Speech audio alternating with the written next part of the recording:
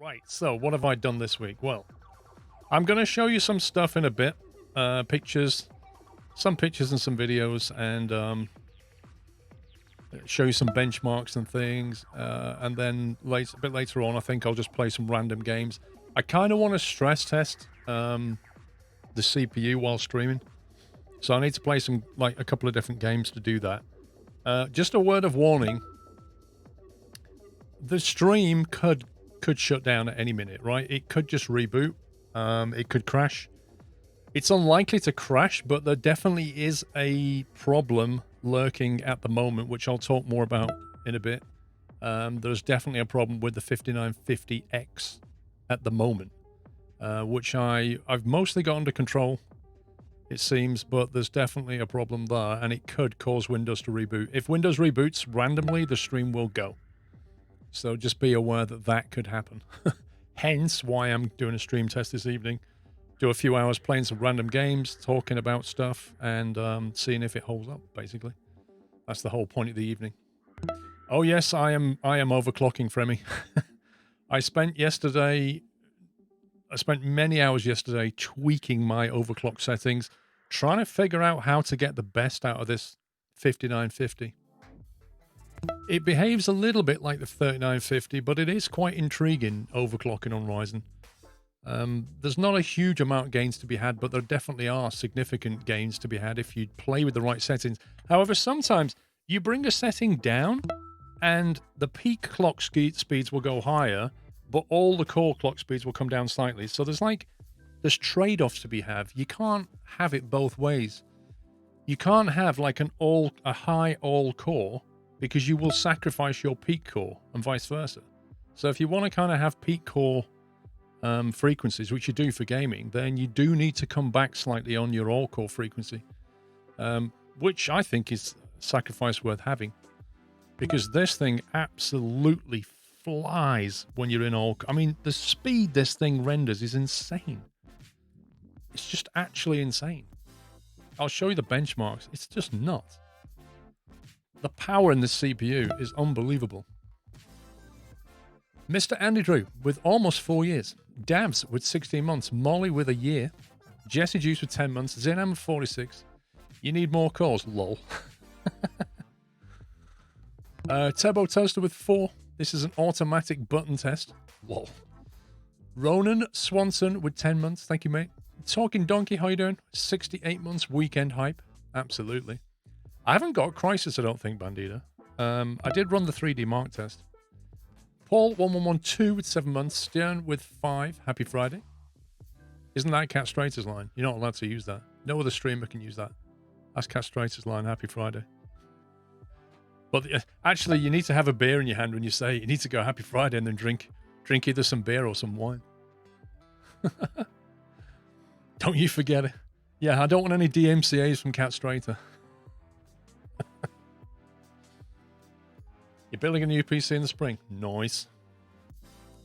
One thing that's interesting about Ryzen compared to Intel is the voltage, right? In the Intel world, these voltages would be properly scary. Like they would pretty much melt the CPU. But in Ryzen land, they're actually fine, because the Ryzen chip kind of auto manages itself. So it never actually like breaks any of the cores. It just manages the voltage. It's really weird. Whereas Intel, they generally clock at about 1.3 something, I think. You should try it with Star Citizen. Oh, blimey. I haven't even got that installed, I don't think. Yeah, I mean, the voltages are nuts. But if you notice what the frequencies are doing, you'll see I mean, obviously it's doing random bits of work. They do clock right down. It does suspend cores, I've noticed. It does suspend them when it's not doing anything. Like if I stop streaming and just sit here, a lot of these cores will just completely shut down, which is cool. But also notice you can get some like juicy frequency boost there. 4.9, did you see that then? 4940, one of the clocks just went to. 4940, which is knocking on the door of 5 gigahertz. Some cake? And that's just terrific for gaming. Mr. Butler, I heard Fortnite is the best stress test. Speaking of cake, if you was in the Discord server the Discord subserver, let me just fire that up a second. You will notice an announcement I posted today. And if you're not on the Discord subserver, why? You really should be. If you're a sub, obviously. Basically, there were a few changes to some sub emotes. So the tea and the cake emotes are now tier 1. Sorry, have been moved. That's wrong. That should say from tier 2. Hang on. Edit. Typo hype. Copy and pasta. There we go. Whatever. So they got moved from tier 2 back to tier 1. These got moved to tier 2 from tier 1. Squirrel Ross made a comeback, and I had to remove one from tier 1, which was Squirrel Scared. That got moved into a 1k bit badge. So there's actually new emotes to be unlocked depending on your bit badges. So you'll get, these are brand new, these two. Squirrel You What and Squirrel Really. These are new emotes. And also loads of new bit badges. So depending on how many bits you gift, you get different badges at different levels now. Finally got rid of the default Twitch ones. We've got our own custom ones. Cravbot's got them there, you see. There's like bronze, silver, gold, and then they eventually go up to like a rainbow as well. You get a 3-tone color one and then a rainbow one. And there's 3 different nuts. They go all the way to like 300,000 bits, I think. So plenty of scope there. Yep, Squirrel Ross is back. Appleston, 65 months. Hope you're well. Too bad, I know, Baz. Streamlabs doesn't support it, mate. I don't know why. They really should. Kenny Bird, thank you for 28.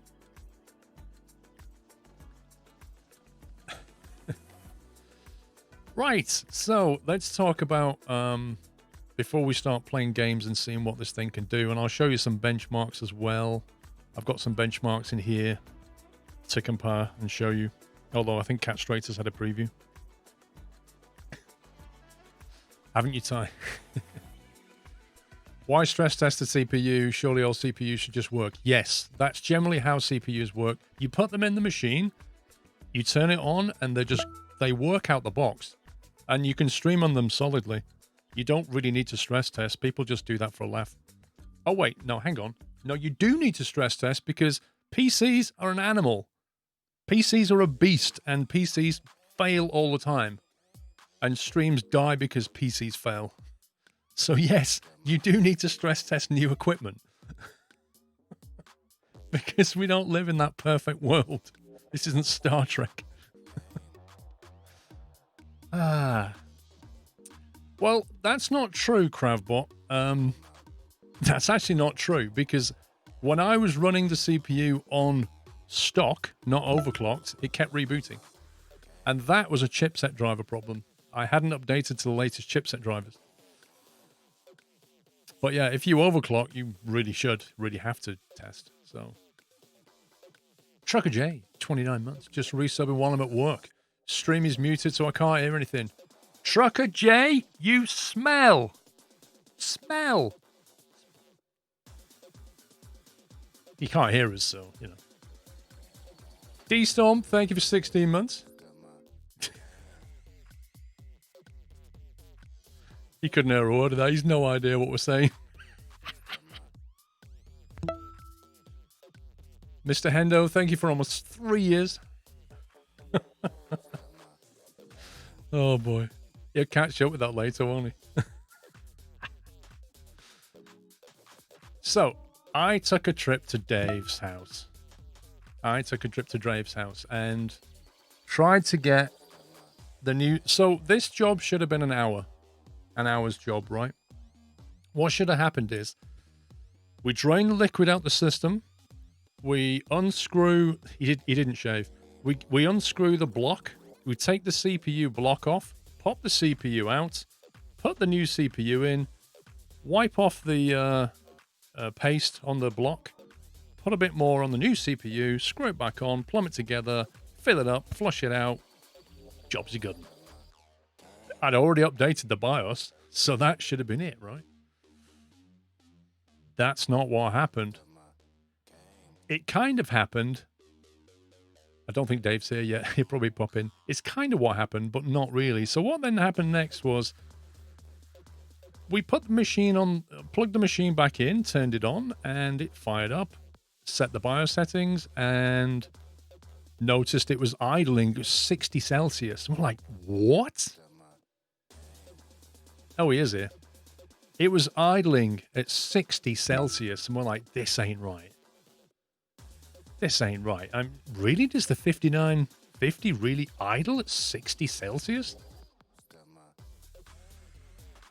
So logged into Windows, fired up, I forget what it was now, Cinebench, hit go.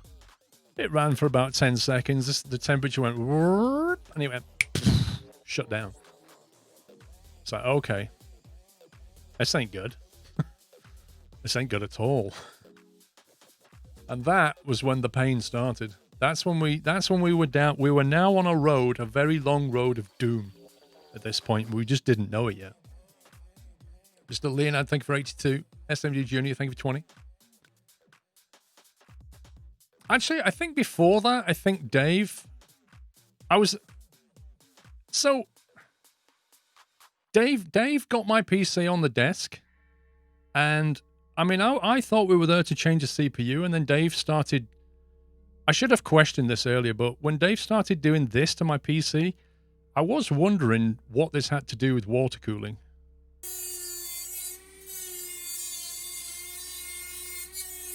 I kept saying to him, you know, the CPU's like inside.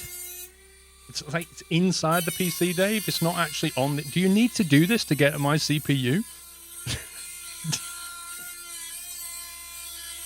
He was just completely ignoring me, though. And so I came around the other side so he could see me. He was enjoying himself, just cutting holes in my PC.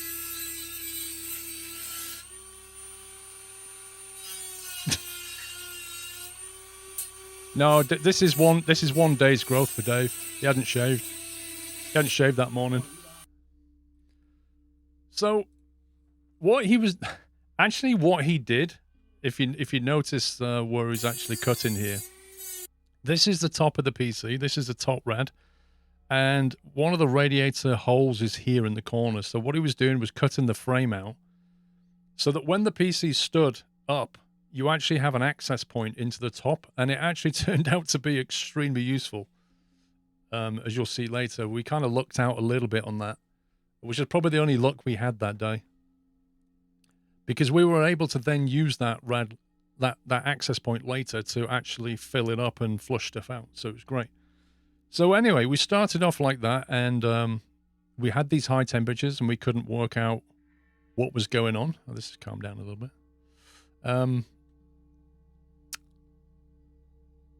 Where shall I start? Let's start with this. I'll just go straight to the problem. This is the old CPU block, and these. So what you've got here is, if I'm trying to remember, this is one of Dave's old CPU blocks, I think.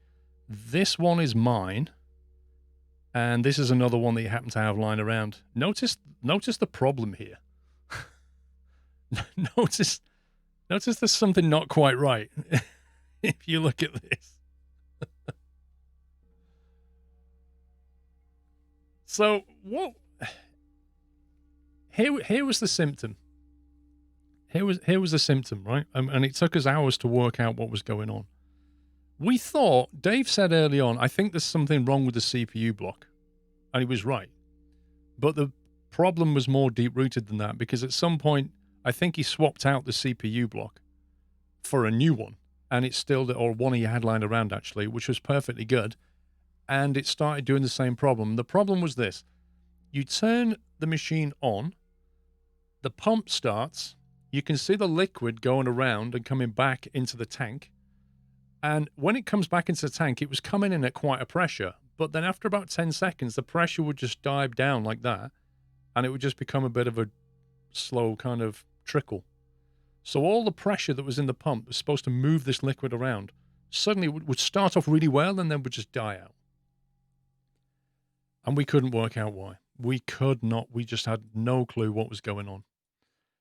Basically, the problem was that we had contaminants in the system. So if you look at, this is a bit further down the line. I mean, this is many, many hours of trying to figure out what was going on here.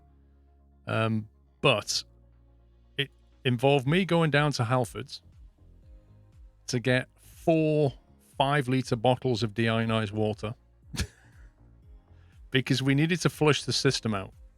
There was obviously contaminants in the system. We took the block out. You could see how dirty it was. So Dave basically put it into an ultrasound cleaner. So this is an ultrasound cleaning block that Dave just happens to have, you know, because that's Dave, right?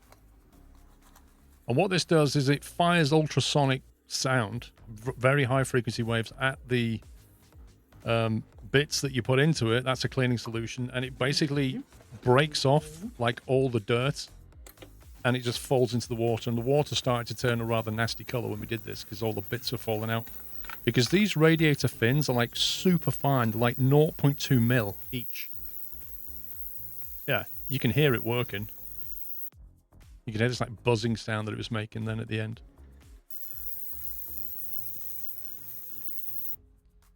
And that then cleaned it up so it looked like that. Now the top one is an old kind of rusty one, but this was mine, and then there's this one here, which was another one he had. And if you look at the difference, it's just night and day. Like, that's how it should look.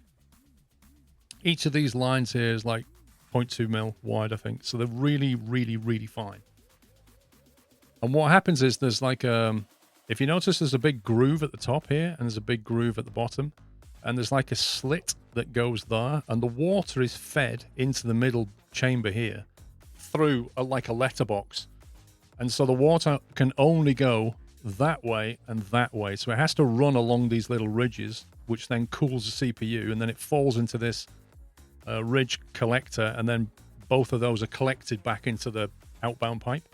So that's how it basically works. It's like very fine radiator, which is great, except if your water is full of stuff like this, yeah, that's just some of the contaminants that was in the liquid.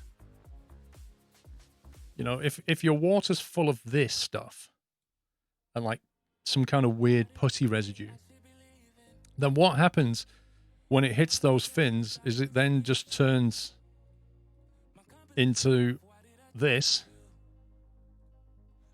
It just blocks everything up with like a sludge and with bits, and it just ends up looking like that. Now my PC was sat here running with this. That's what the block looked like. It was a problem that was already there. It was just waiting to happen. It was my PC was slowly being throttled to death. I just didn't know until we actually opened it up. So that's what was going on. So when we cleaned it out, obviously it looked a million times better. So we then did a test. If I can find the right... We had this like tests running. What we basically did, it was all custom built D3. We had this, what we did was we took the tank and we had just the lower radiator. And we had the liquid come from the tank. It would go out into this radiator. The radiator would goes up into the GPU block and then back into the tank. So we eliminated most of the system. Yeah, the problem was the stuff that was in the liquid. So when we built this thing, something had gone wrong. Contaminants got in. Not sure what happened, but this is what happened. The problem with when we put the new CPU in was the system was already clogged, so it couldn't effectively cool the CPU. So the CPU shut down. That's what happened. So by doing this loop, we've eliminated the CPU, which is here. We've eliminated the top radiator, and we've eliminated the side radiator. So the only thing now is the bottom rad, the GPU. When we did this test, the liquid just absolutely gushed through the system. Yeah? And the reason it gushed through the system, this is where we're trying to figure out what the problem was. The reason it gushed through the system was because it didn't have this CPU. There was still contaminant in the liquid, but there's nothing in this loop that is anything like a CPU radiator block. Nothing. So it just ran around perfectly fine. When we put the CPU block into this and did it, it slowed down again. So at that point, we knew it was the CPU block. So we swapped it out. And then it ran fine for like 20 seconds, and then it did the same thing. So at that point, we knew something else was wrong. And I kept saying to Dave, why is it that it starts off really quickly and then it slows down? Like, what is that about? And it was only when we realized that we had contaminants in the liquid, we then knew what was happening. So what was happening was the contaminants were sitting in this bottom radiator because the gravity was dropping them back down.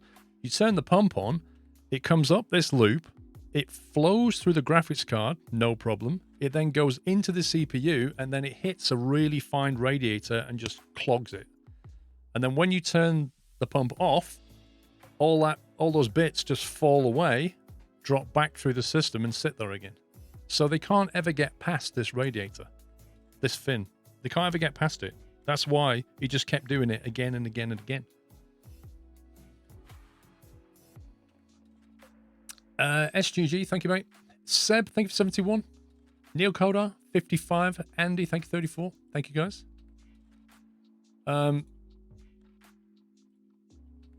So that evening,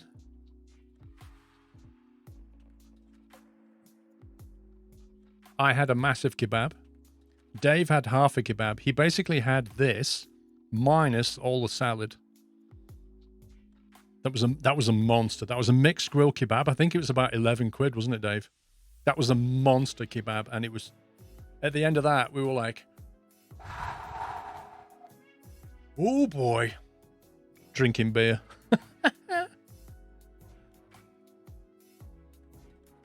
Oh, by the way, don't ever let Mrs. Squirrel pour you a beer. Don't ever let Mrs. Squirrel pour a beer for you. You wouldn't believe she used to work in a bar, but hey ho.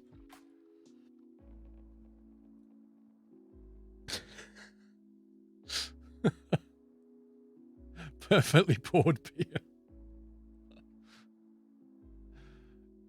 She brought it is a crime, isn't it? She brought it in. She was like, I didn't think it would froth up like that. I was like, how did you pour this? Did you like hold it as high as you could and just hold the glass down here, just pour it in? How did you manage to do this?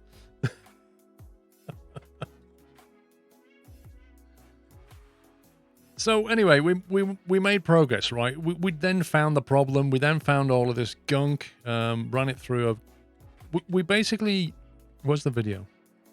I need to, 1 second, I just need to mute this because Dave was playing copyrighted music. So I have to turn that off.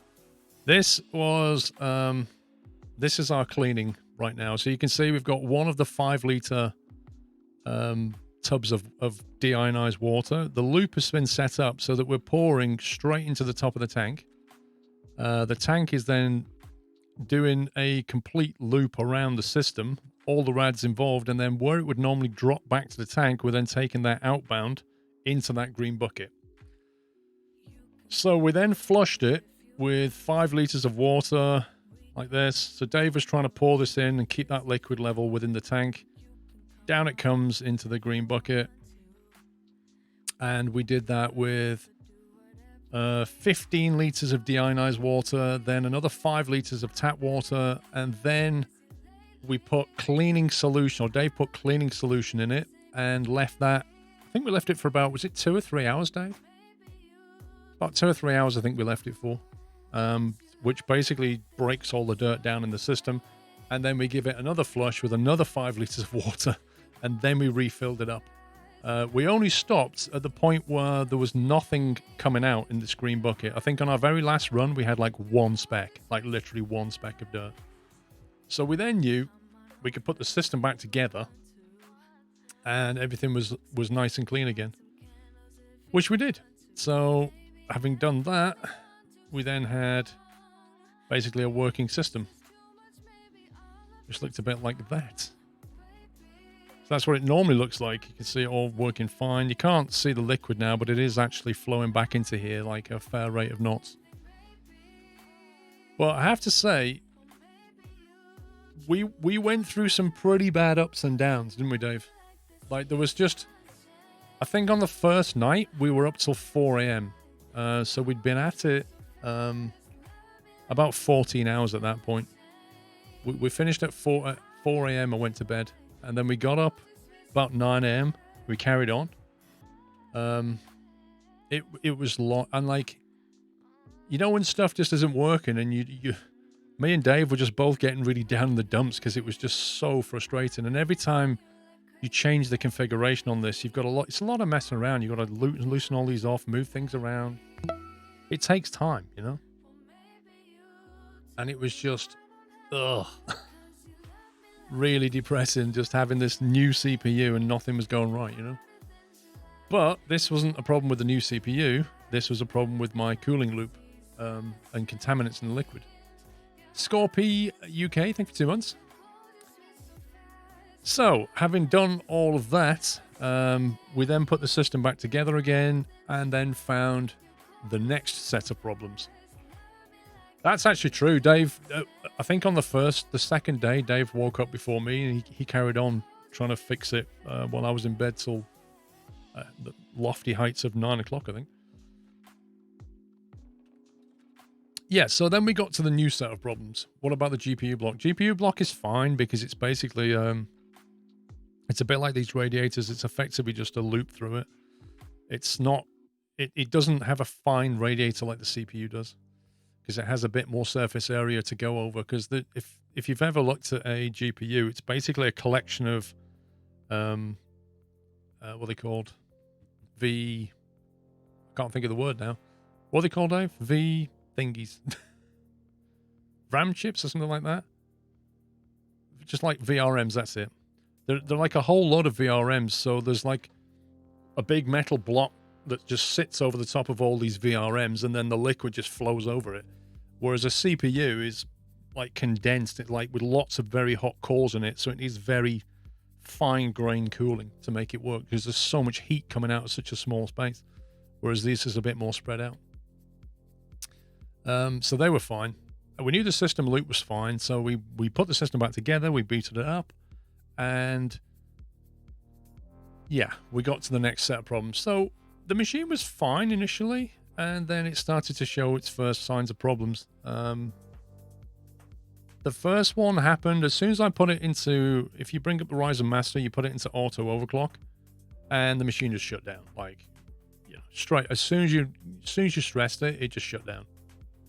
That was the first problem. The second problem was really quite nasty because what was happening was, have I got a...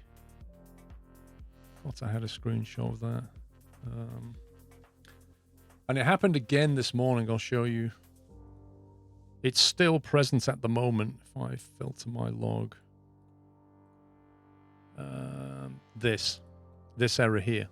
So you can see this happened this morning at 11 a.m. And it says, reported by the core, machine check exception, cache hierarchy error. That error there happens. Normally, it's only ever happened when the machine is idle. So the machine's doing nothing, and then it just randomly reboots. And Windows, like, it doesn't shut down. Windows reboots. And I went onto the internet and Googled this, and it seems like quite a few people are having the same problem. So if you go to, where's the browser gone? You go to the browser and cache hierarchy error 5950X. Onto the community AMD website, you will find people reporting this. They built a new system, they're getting a fatal hardware error, and they get exactly the same machine check cache hierarchy error.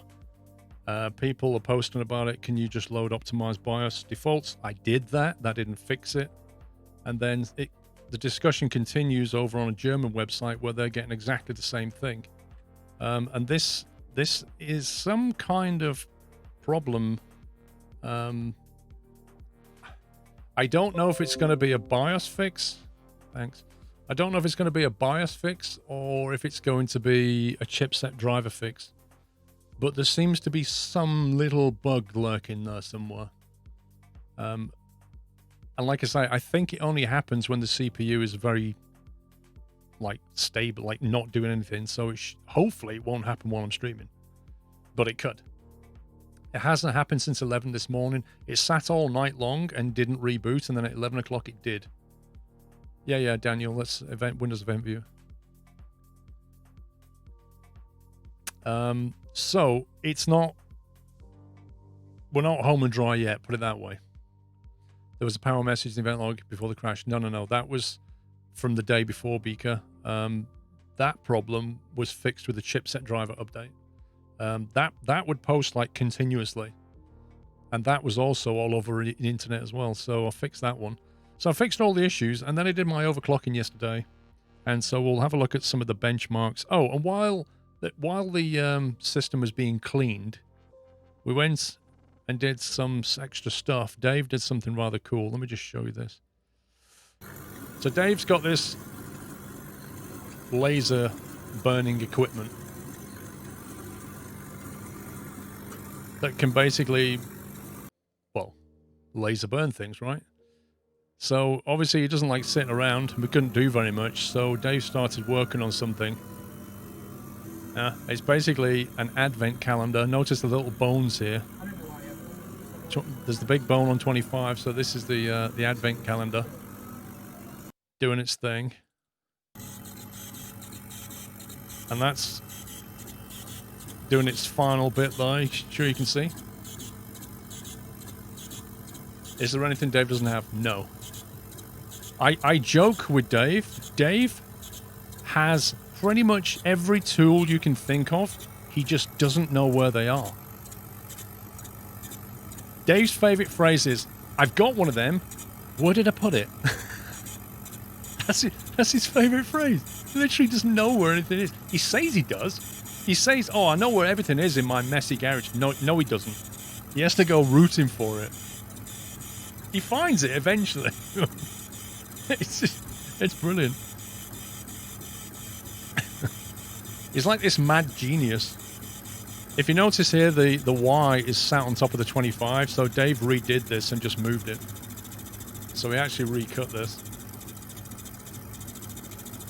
That's the one for Doyle, and then he did the same thing for Pippa.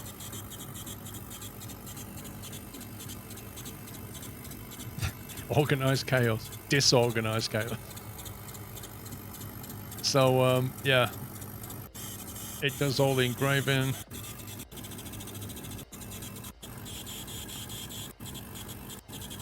Which is cool. And then, did I show you the one where it cuts it? I think it did, didn't I? So then it looks like that when it's done. And for the next few days, it actually smells like charred wood, because it basically is charred wood. That's what it smells like. And then, look what Dave did.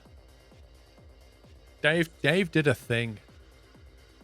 So I brought these back, and Mrs. Squirrel just went nuts.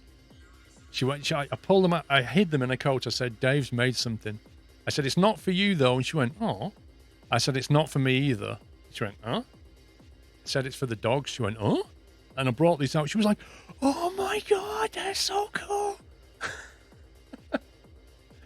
So she was actually genuinely made up with those, because they're unique. Like, they're completely unique.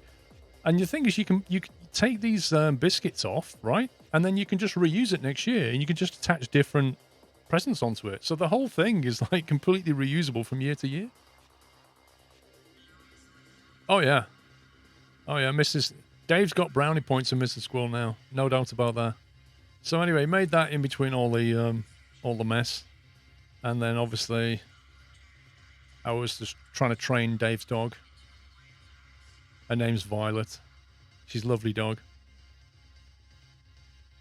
That was when I put the new CPU in, before we realized what all the problems were about to befall us, but that was when I put it in. And then, you see how big that CPU is? Do you want to see the packaging? That's the packaging box for a 5950. That's the CPU though. Don't worry about that guy. He doesn't approve of that box at all. Fox Mulder, thank you for 21. Thank you for having a pleasant place to come to. Thank you. So let's get on to some benchmarks then. How can we show you this easily enough?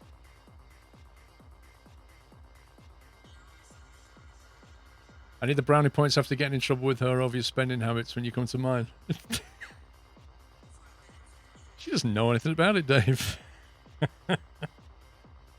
She won't see the credit card bill for a bit. I don't think you'll get 6 gigahertz with the water cooler. I think you can certainly you could certainly push 5. After that, you're going to need some kind of liquid nitrogen or something if you want to push 6. I can get 4.9 comfortably. Peak values only. I can get 4.9 gigahertz, and that's running at about 80 Celsius with water cooling. So you can imagine, you know, if you want to push it to 6, you're going to need some serious cooling.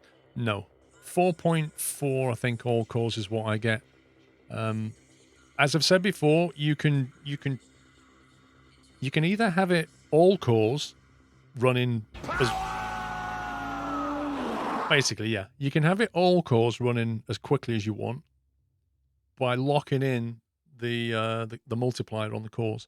But once you lock multipliers in on Ryzen, it disables the auto overclocking, and the auto overclocking is the bit that allows the Ryzen chipset to adjust the core frequencies. So if you're playing a game and a few of the cores are not doing anything, it will boost another one to like 4.9 gigahertz, which I kind of want for gaming. So I don't want to disable auto overclocking, or PBO as it's often called, which is precision boost overdrive. You don't want to disable that, but what you can do is you can give it more room to play by increasing beyond the standard wattage and temperature variables, and just like push those numbers up, and the chipset will try to put those cores up to what you've said it can go to, which if you put them too high is unstable and the machine shuts down, right? So when you're overclocking, you want to basically play with those values. Or you can lock all the cores in at the highest frequency you can work out you can get. So it depends on what you're doing with the machine. If you're just encoding all the time, you probably want to do all core locking. But if you're gaming, you don't. You want to do PBO. You want it to do higher frequencies when it can, because a lot of games only run on a few cores anyway. So you want those to run as quickly as possible. Anonymous Moose, I used one of those laser edges when I made you a Yachts plaque a few years ago. They're great machines. They are great machines. They're massive machines, though. I don't have anywhere to put one, but Dave does. Chimera with 21 months. Career, thank you for the bits. It's JME with a year. Happy anniversary. Already time does fly indeed. And Danny QFG with 2 years. What SSDs are you using and what size? So if you want just SSDs, I swear by Samsung. Like Samsung, I don't particularly like the Evos. Well, no, that's not true. I go. Okay. I don't buy the Evos unless it's for data I don't care about, because the Evos. Okay, I don't want to get technical. Basically, you've got the Pro, which is the highest fault-tolerant SSD they do. Like the 840 Pro, or is it an 850 now? The 850 is the M2. 840 Pro, 840 Standard, 840 Evo, right? So it's all to do with how many bits of data they store in each gate, each NAND gate thing. So the Evo one is more susceptible to failure than a Pro, right? But the Pros cost more. So if it's your operating system, getting a Pro is a good idea. Otherwise, standard. But the Evos are cheaper. So if you're on a budget, go Evo. But the Samsung 850, 840 series are fantastic drives. I've never had one fail yet. Touch wood. I've never had one fail. For this build, Samsung didn't have a PCIe 4 version of their SSDs, NVMe drives out when I built this machine. So we went Corsair. So I've got Corsair, forget what they're called now. It might be listed in here. Is it in here? Samsung X60 Evo, X60 Evo. Are they listed in here?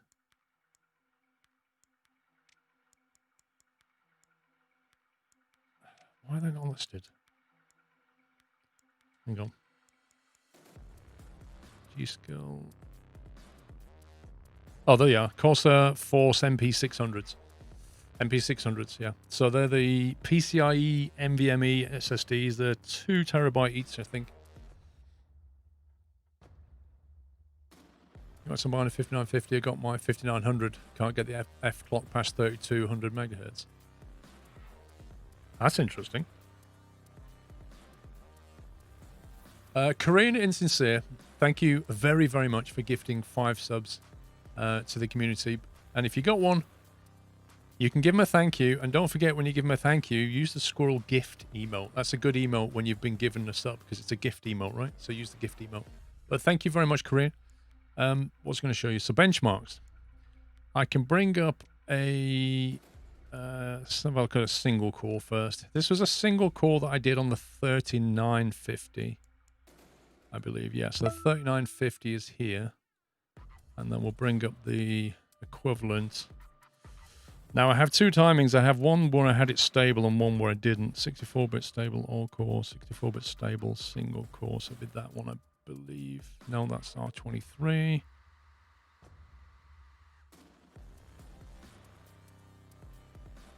All cores. Oh, I didn't do a single core. Scumbag. One sec. I didn't do all the benchmarks I should have done before I put the new CPU in.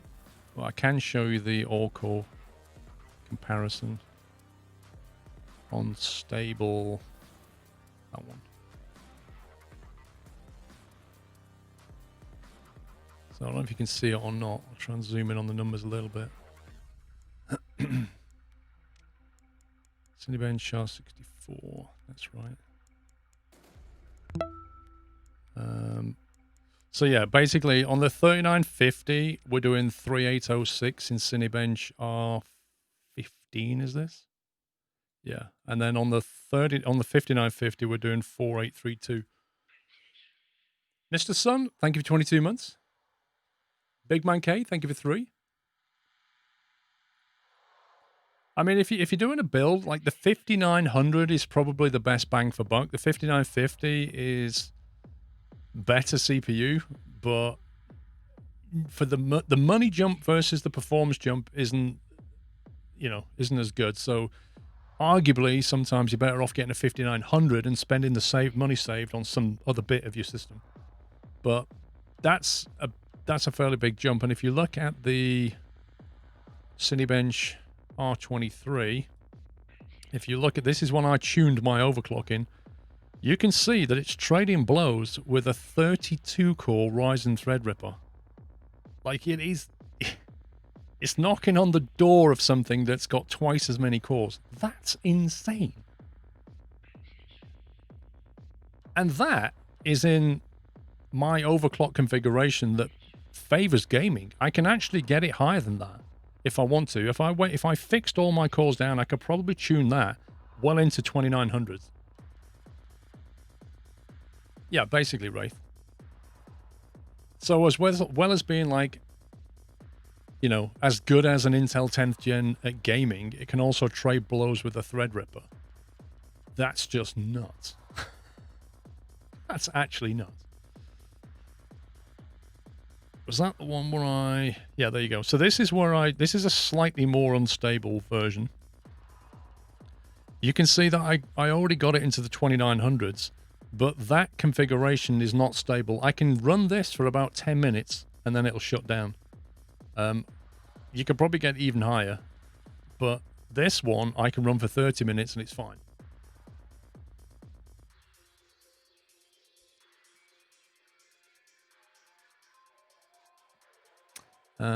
So here's some more numbers to throw at you. So that one is the 3D Mark score.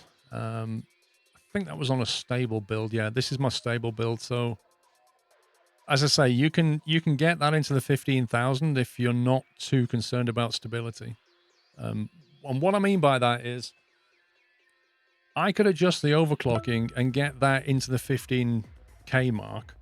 But then if I ran Cinebench flat out, chances are that machine would shut down, because unlike Cinebench, 3D Mark score doesn't like flatline all the cores. The Cinebench literally flatlines every core, which generates the maximum heat, draws the maximum voltage and power it can. And if you can run stably on a Cinebench, this will have no problem. But equally, I could do an overclock that would get that higher, but wouldn't run stably on Cinebench or Prime 95. So you can kind of get that, but this is stable. I can stably get this. Zunalet, thank you for 71.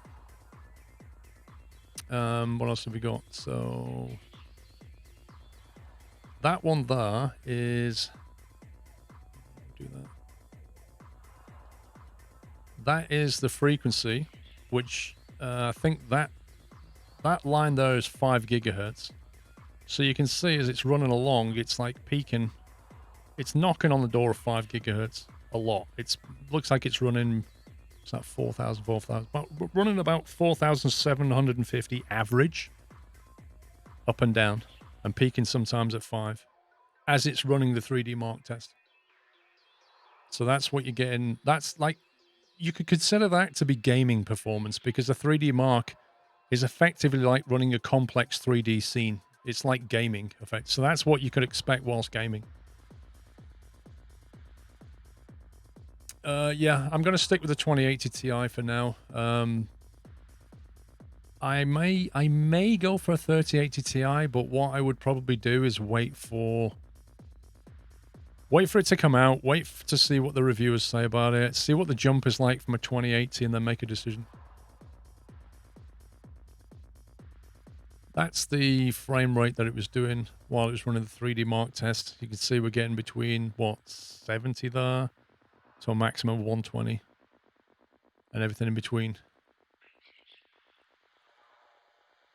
And that was the percentage load on the GPU.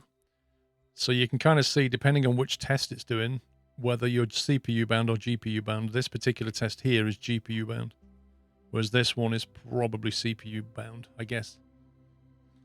You're more curious about the 6900 XT? I'm not. And then while we're doing that test, these are the temperatures. So the CPU temperature is pretty much sat at 60 Celsius. And so while I run Cinebench, I will hit about 80, 82 Celsius. When you're doing normal real world stuff, you'll actually only hit 60. Which, and there's the GPU down there. And remember, because I showed you the loop, right? So the GPU gets cooled before the CPU gets cooled. So the CPU is actually fed warm water from the GPU, if you think about it. Because the way the loop is constructed, it goes graphics card, then CPU. So you could, it's hard to reverse these, unfortunately, just because of the layout of a PC. I guess ideally what you'd want to do is cool the CPU and then the GPU. But this is maintaining 50, and this is maintaining, this is maintaining 45, this is maintaining 60, all the way through 3D Mark, which is pretty good. That means you can literally game at those temperatures. Rolarian, how you doing? You couldn't run an i5 7500 with a 1060. Well, next time you upgrade, you'll be doing a big jump then. So what else have we got?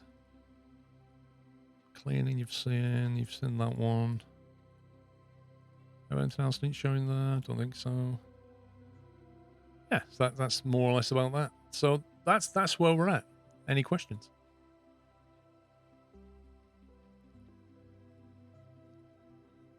That gunk though, look at that. It's horrendous. Well, the thing is, Dona, is I like the NVIDIA cards because they have the NVIDIA encoder chip, and I use the NVIDIA encoder chip.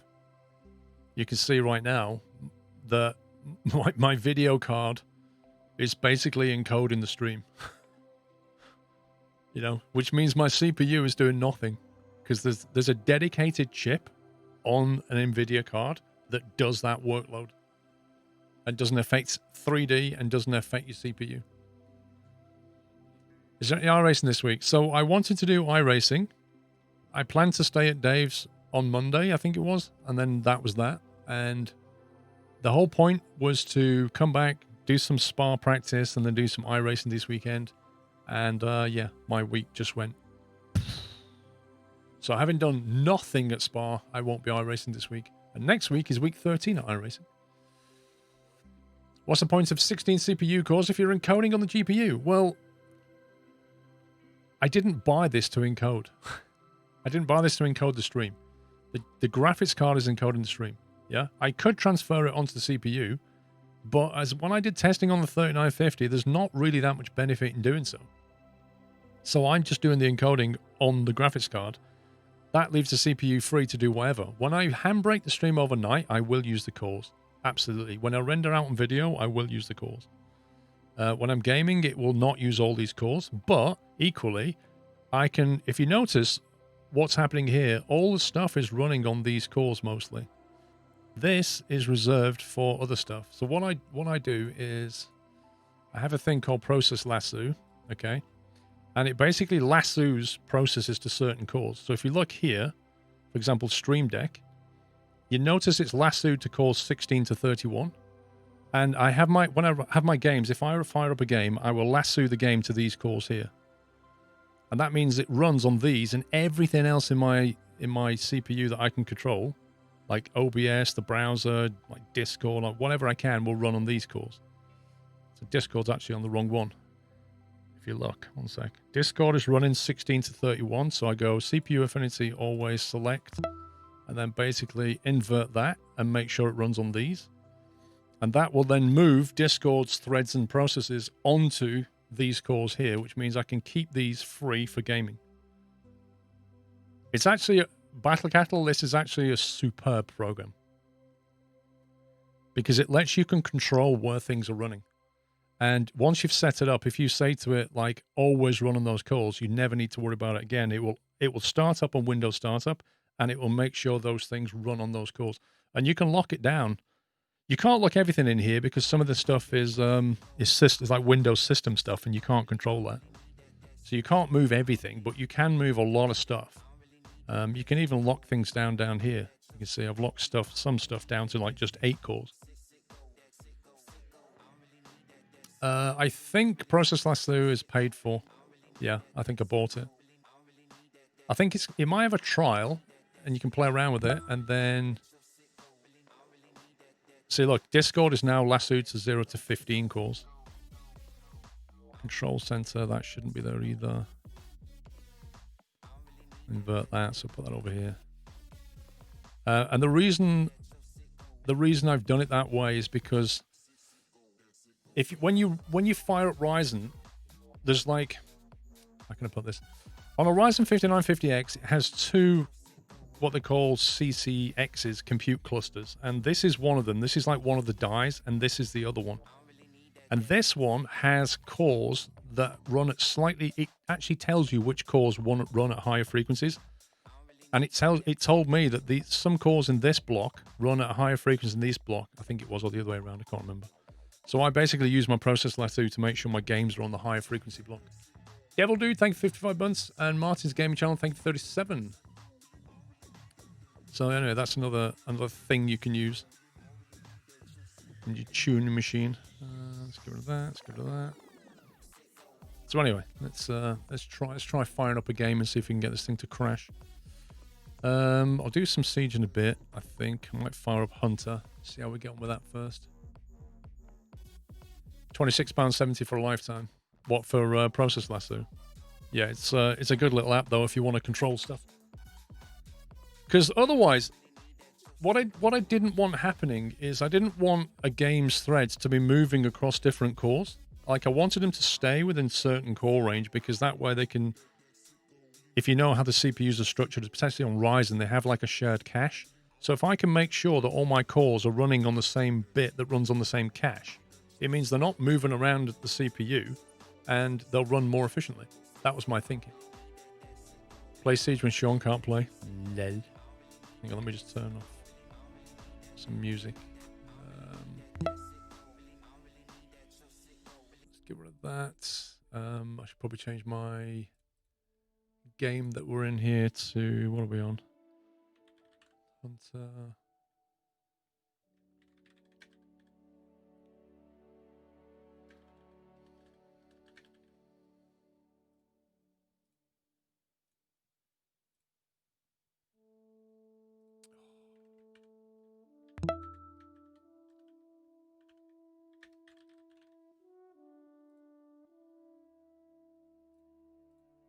hopefully that's set it.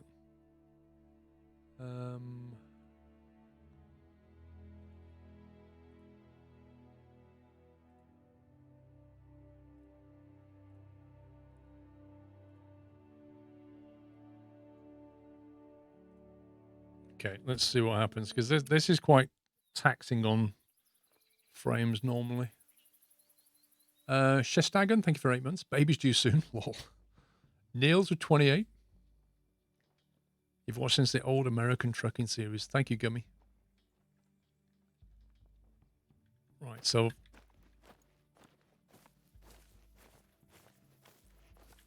is that smooth for you? I'm currently getting 100 and something FPS, 110. Depending on where I look, 113 that way. It's not smooth for you, D-Storm. That's interesting. It's as smooth as Dave's face.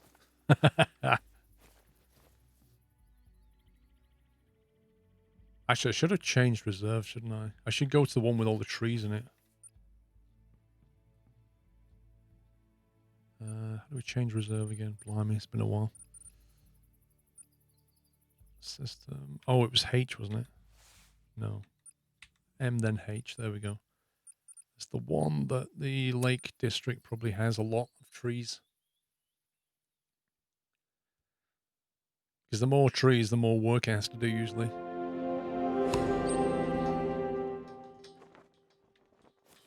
Blimey, that's still butter.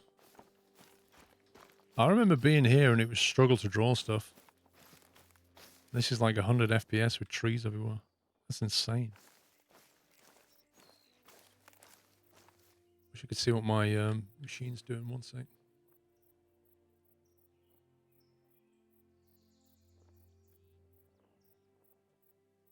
I wonder if we could...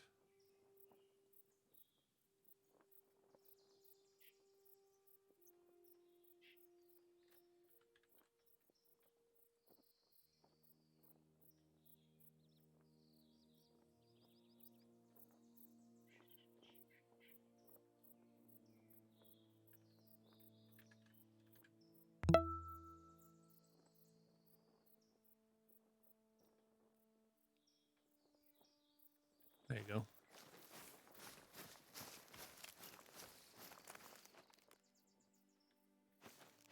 I'm trying to work out which is the peak core in that one.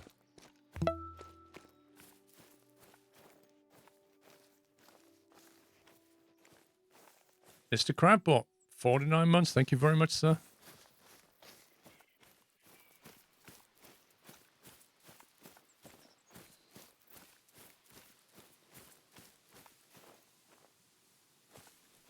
Nice graphics. Yeah, it seems to be. I'm getting 100 FPS. I'll be able to no-scope deers, no problem. I mean, you will get encoding issues when you're running around foliage.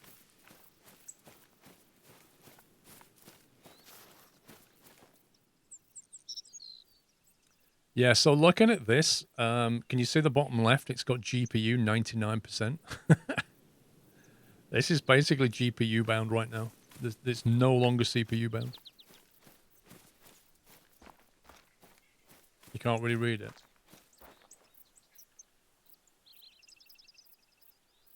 One sec.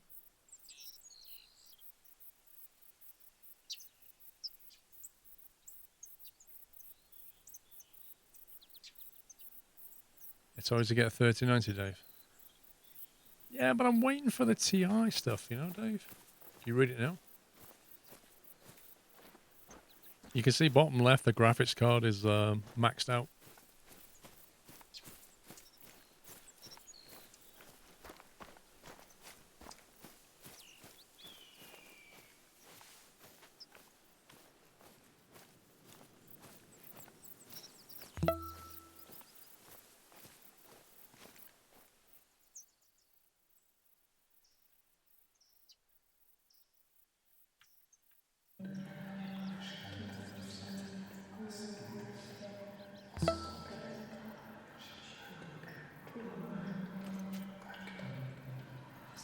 What the heck is that?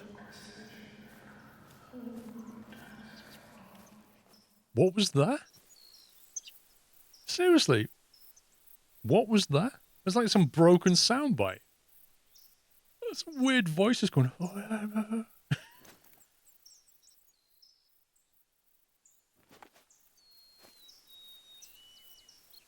That was the wild. That was the wild calling.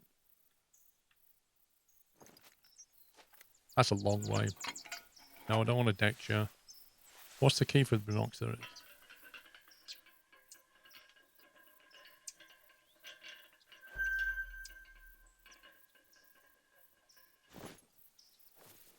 Sounds like there's something a bit bugged with the audio. Is it me, or is every now and again there's a flicker on the screen? Not seeing a flicker. This GPU temps are good. Is that water-cooled GPU? Yeah, I showed it all at the start, Stormy. It's there's a loop for the GPU and CPU. Well.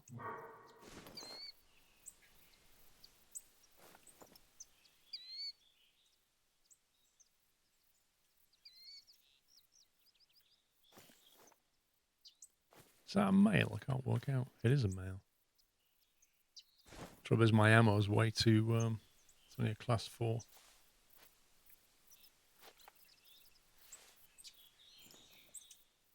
Wait, how can they have a Halloween event, Ben GT, when it's like December? How does that work? Thank you. What do you mean? Yes, it is.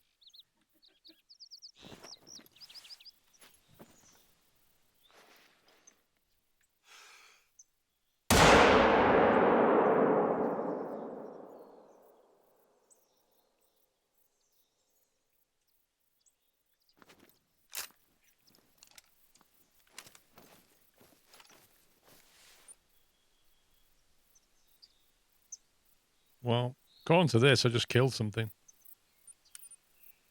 You can tell by the blood mark. I don't know if that was the thing that ran off or something else that ran off. I'll do the Christmas plan next week.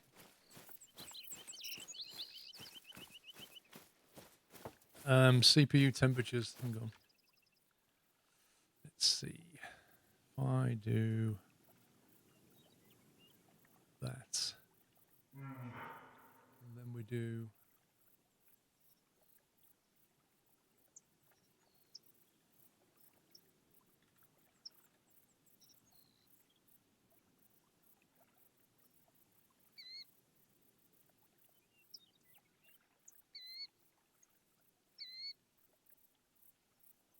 Does that help? Should be able to see the temps now. I think the HW info thing is slightly higher than what it should be. When I looked at Ryzen Master and then that, Ryzen Master says it's a bit lower than it says it is.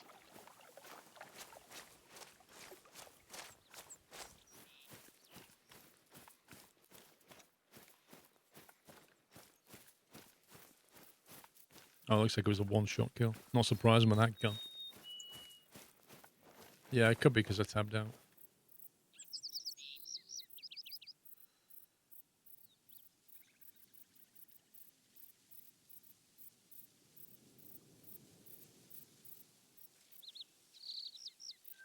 Completely wrong. Most inappropriate weapon ever. You know, I spotted some tracks earlier, close to where you're at. I hate right that guy's now. voice. I'll send the coordinates. That guy sounds like he's speaking inside a very small closet, and then he's like massively over-compressed voice, and he also sounds like he's got a cold. It's just a horrible voice.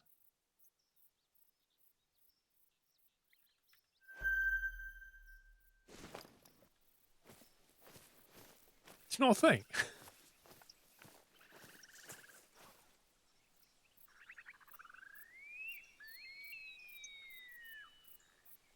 I know what we could try next. We could try Hunt Showdown.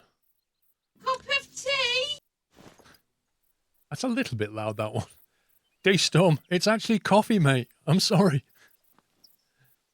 But you do have tea and cake emoticons now at tier 1. What, can I hear something?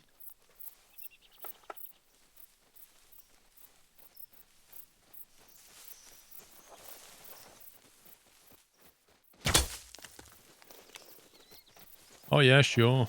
Just get up and run off. As you do, mate.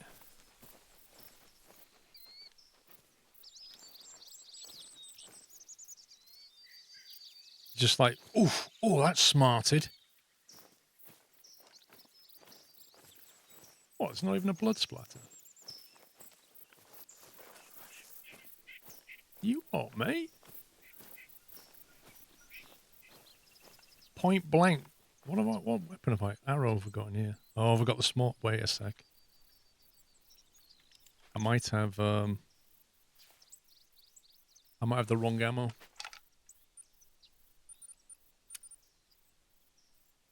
What have we got in there? We've got 42. The 420, that should be fine.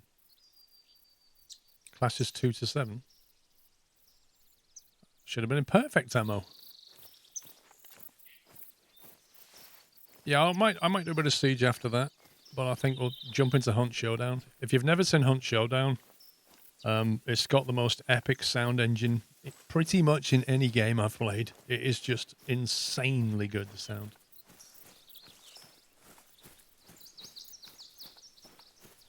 Where did that thing go? There it is.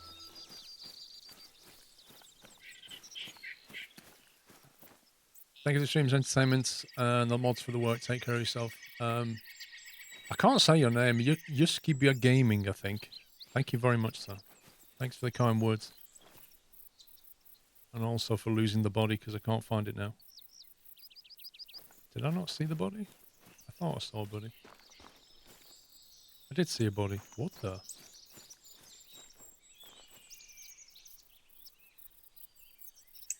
Okay, that explains slightly what happened now.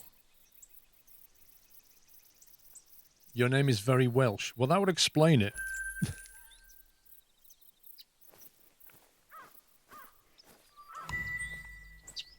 Look at those CPU cores. What part of that mechanic do you mean? Do you mean the frequency they're on?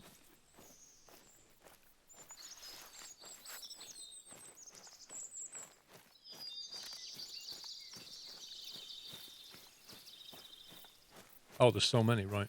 Actually, there's only 16. The rest are kind of virtual cores, if you like. Or what Intel calls hyper-threading.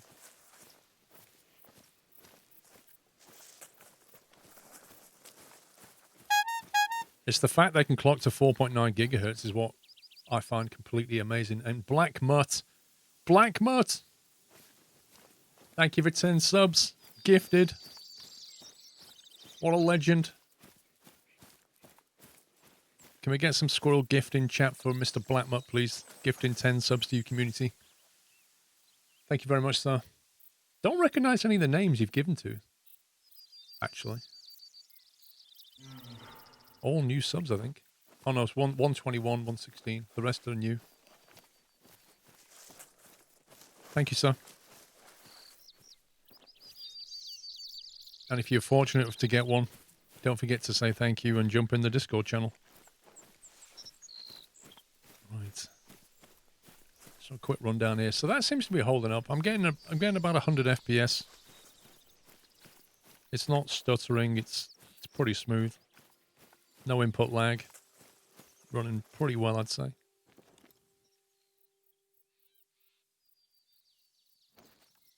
Don't know where they went. Happy to support my fave community. Thank you very much, Blackwood. There's also a whole set of new bit badges, by the way. If you've given bits, you should have unlocked bit badges that are not default now. And there's also 3 extra emotes you can get by the bits. I think they've all run off.